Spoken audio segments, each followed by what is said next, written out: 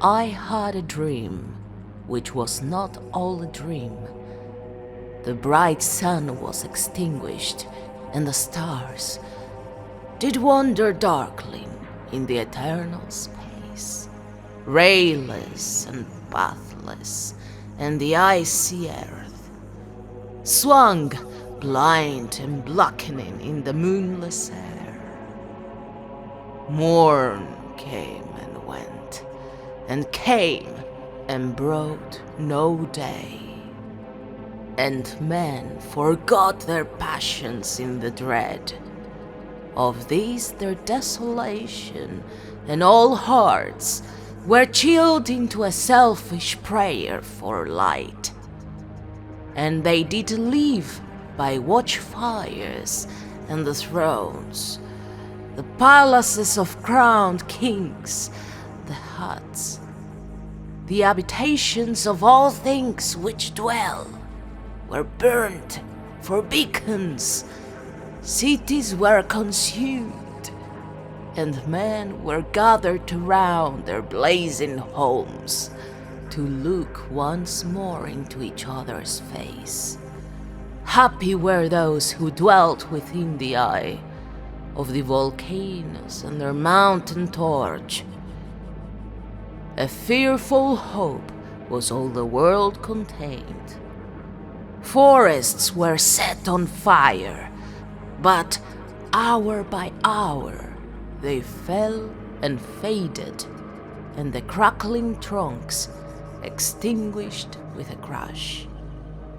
And all was black.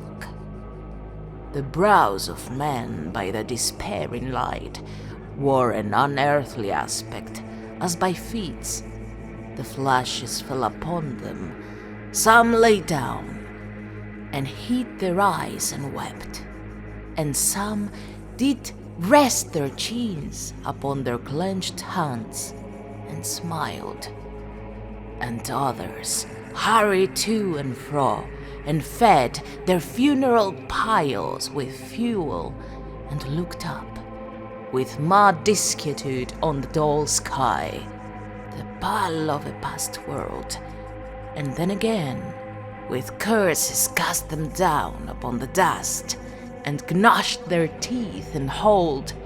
The wild birds shrieked and, terrified, did flutter on the ground and flap their useless wings.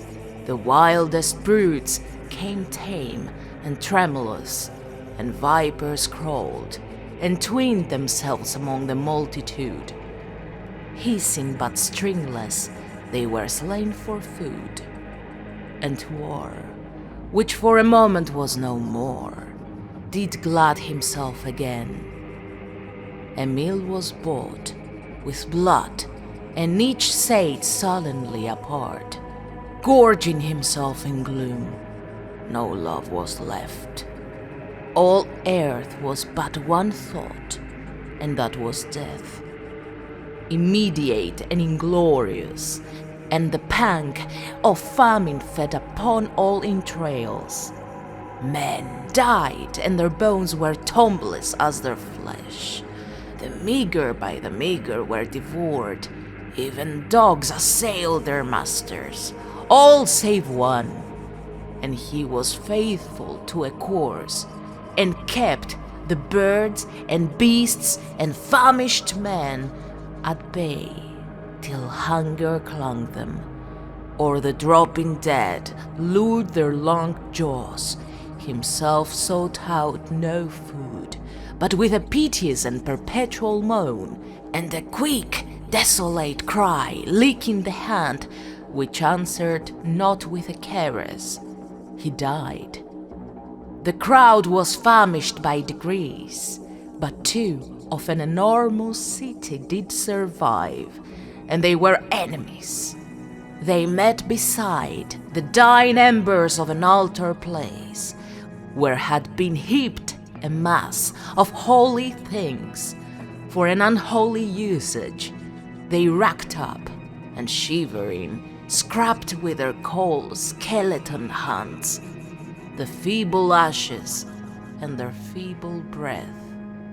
blew for a little life, and made a flame, which was a mockery.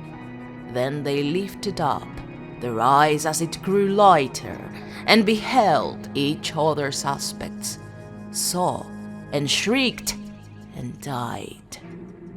Even of their mutual hideousness they died, unknowing who he was upon whose brow famine had written fiend.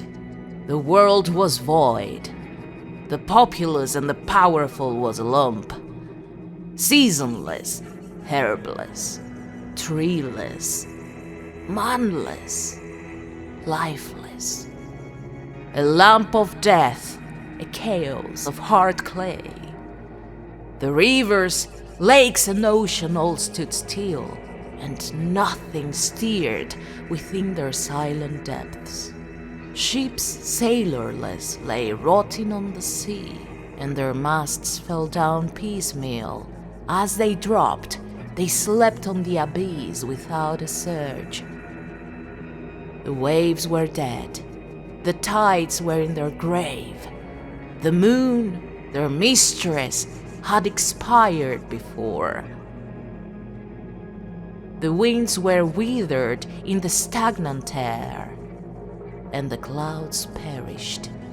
Darkness had no need of fade from them. She was the universe.